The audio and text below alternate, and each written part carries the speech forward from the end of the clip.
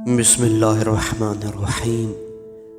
خالد بن صفوان کہتا ہے کہ میں عباسی خلیفہ صفاح کے دربار میں گیا۔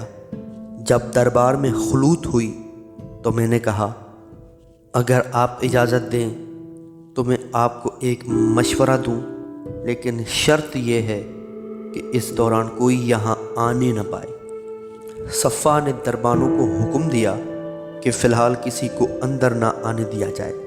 پھر صفاح نے مجھ سے پوچھا کہ اب بتاؤ کیا کہنا چاہتے ہو؟ میں نے کہا، اللہ تعالیٰ نے آپ کو خلافت عطا کی ہے، جس کے لیے برسا برس تک آپ کو تحریک چلانا پڑی۔ آپ نے بڑی قربانیاں دی، لیکن میں دیکھ رہا ہوں آپ نے خلافت سے ذرہ برابر بھی استفادہ نہیں کیا۔ صفاح نے کہا، تو میں کیا کرتا؟ میں نے کہا کہ آپ نے بس ایک بیوی پر قناعت کر لی ہے، ورنہ کئی سیمیں پے کر آپ کے حق میں آنے کے لیے تیار ہیں۔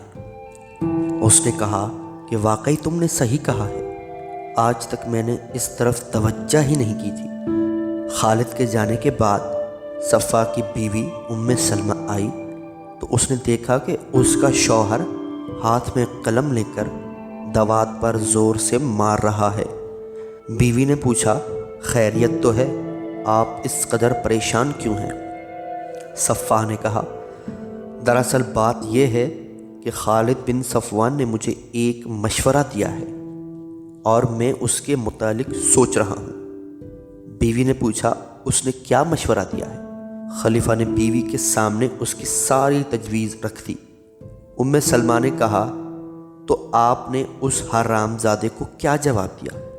صفاح نے کہا، اس نے میری بھلائی کی بات کی تھی اور تم نے اسے گالیاں دینی شروع کر دی۔ ام سلمہ خلیفہ کے پاس اٹھ کر آئی اور غلاموں کے ایک دستے کو بلا کر کہا، میں نے آج کے دن کے لیے تمہیں پرورش کیا ہے، تم جاؤ جہاں بھی خالد ملے اسے خوب زد و کوب کرو، لیکن دیکھو اسے جان سے مارنے کی ہرگز کوشش نہ کرنا۔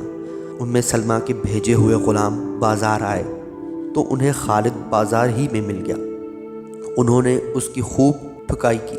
خالد کئی دن تک گھر میں بستر پر پڑا رہا۔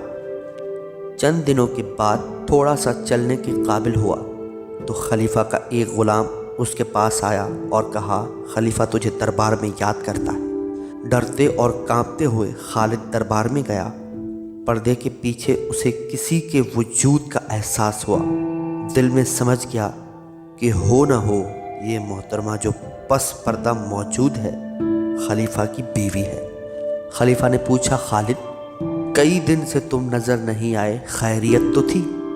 خالد نے کہا، جی ہاں، میں چند دن قبل بیمار ہو گیا تھا، اسی لیے آپ کی خدمت میں حاضر نہیں ہوا۔ خلیفہ نے کہا، تم نے ایک دن مجھے ایک مشورہ دیا تھا، میں چاہتا ہوں کہ دوبارہ وہی بات کہو۔ خالد نے کہا کہ اس دن میں نے کہا تھا کہ عربی میں سوکن کو ذرہ کہتے ہیں اور یہ لفظ ضرر سے مشتق ہے، تو گویا سوکن دراصل انسان کے لیے ضرر ہی ضرر ہے۔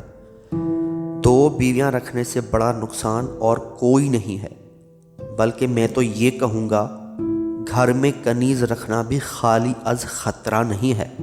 دو بیویوں کے شوہر کی مثال ایسے ہے جیسے شخص دو انگاروں کے درمیان لیٹا ہوا، کبھی اس طرف کے انگارے کی تپش برداشت کرتا ہے اور کبھی دوسری طرف کے انگارے کی تپش برداشت کرنی پڑتی ہے۔ صفاح نے کہا، نہیں، اس دن تو نے یہ بات نہیں کہی تھی۔ خالد نے کہا، کیوں نہیں؟ اس دن میں نے کہا تھا کہ 4 بیویاں درد سر ہیں۔ خلیفہ نے کہا، نہیں، تو نے اس دن یہ بات نہیں کی تھی۔ خالد نے کہا، جناب، 4 بیویاں انسان کے لیے مسلسل غم و اندوہ اور درد و الم کی موجب ہیں۔ جس شخص کی 4 بیویاں ہوں وہ شخص بڑا ہی مظلوم ہے، یا تو ان کے مطالبات پورے کریں ورنہ سخت آزمائش کے لیے تیار رہیں۔ اگر ایک بیوی سے ہنس کر بولے تو 3 بیویاں اس پر ناراض ہو جائیں گی۔ سانپ انسان کے لیے اتنا خطرناک نہیں جتنی 4 بیویاں خطرناک ہیں۔ صفاح نے کہا، نہیں، تم نے اس دن یہ باتیں نہیں کی تھیں۔ خالد نے کہا جی ہاں، میں نے کہا تھا کہ پورے عرب میں بنی مخزوم ممتاز قبیلہ ہے اور اس قبیلے میں آپ کی بیوی سلمہ مہکتا ہوا پھول ہے۔ گویا بوستان بنی مخزوم میں آپ کی بیوی گل نور رستہ ہے۔ میں نے تو اس دن کہا تھا کہ ایسی بیوی کو عطیہ خداوندی سمجھے اور اس کی موجودگی میں دوسری بیوی کا دل میں خیال تک نہ لائیں۔ صفا نے یہ سن کر کہا تو بڑا ہی جھوٹا ہے اور تجھ سے جھوٹا دوبارہ پیدا ہونا محال ہے۔ خالد نے فوراً کہا خلیفہ صاحب آپ خود ہی انصاف کریں، جھوٹ بولنا بہتر ہے یا آپ کی بیوی سلمہ کے نوکروں سے قتل ہونا بہتر ہے؟ یہ سن کر صفا ہنستے ہنستے پشت کے بل زمین پر جا گرا اور سلمہ کے کہکہوں کی آواز بھی باہر تک سنائی دی۔ خالد اپنے گھر واپس آیا تو صفا کی بیوی نے ہزار درہم کی 5 تھیلیاں اس کے گھر بھجوائیں۔